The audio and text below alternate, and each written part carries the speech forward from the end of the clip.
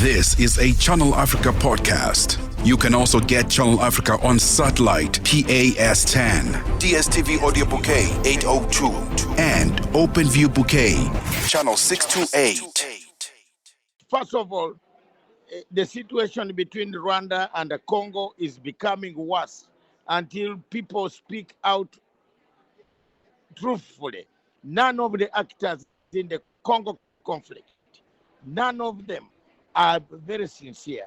None of them have been very sincere to us Africans, to the international community. There is nobody who has come out to say, I have rebels in my country. I am the one funding them. Even the rebels themselves who are sitting on the table, they are not saying who is funding them.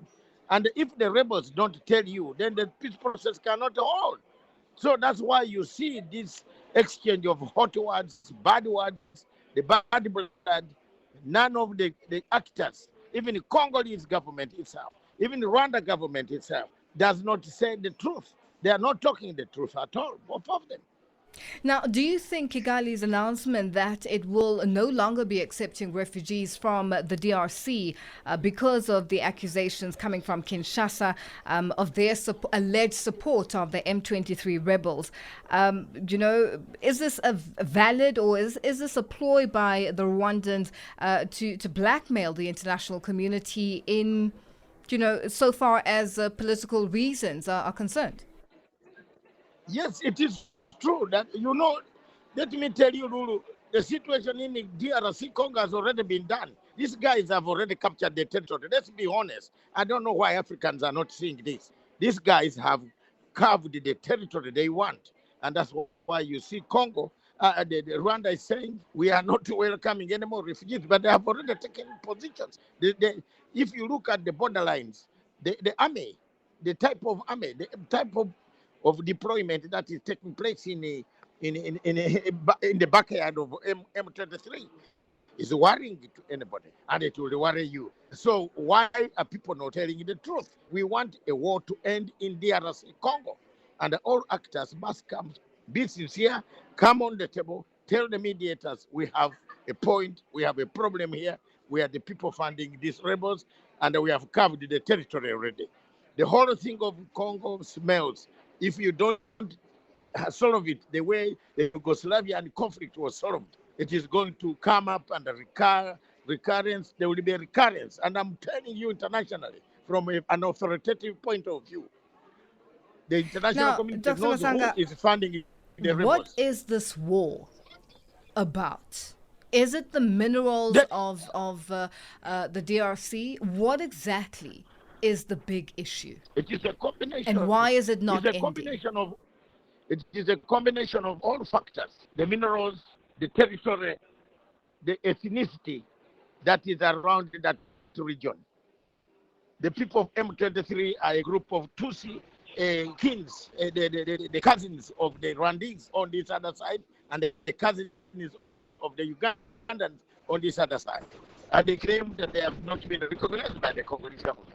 So that is one point, one side ethnicity. The second point is the struggle for the minerals. And the minerals, that is the only rich area in that area. That is in Goma and Kivu, South Kivu, North Kivu, Kisangani. Those areas are mineral-rich areas, and therefore people are fighting for them. The third point that we must be very honest, that the rebels themselves are not telling us that they are fighting to carve a territory.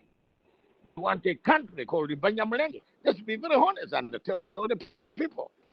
Why are we not telling the people the truth, surely? How shall we resolve the conflict of Congo? I am one of the few radicals who are in Pan-African who wants a better Africa. But I want an Africa where people have come out strongly and have accepted that we are fighting for carving a territory from DRC Congo. How can this dispute and war and tensions, how can they be resolved amicably? It can only be resolved when all parties, all actors in the conflict are sincere.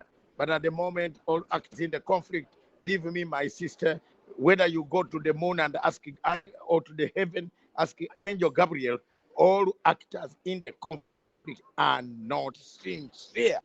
And that is my position. I have negotiated wars in the region. I negotiated Uganda peace process. All as Konyi was sincere, Bashir was sincere, Museveni was sincere. They came and said, I've been arming this group. I'm not going to arm them again. Bashir told us the same.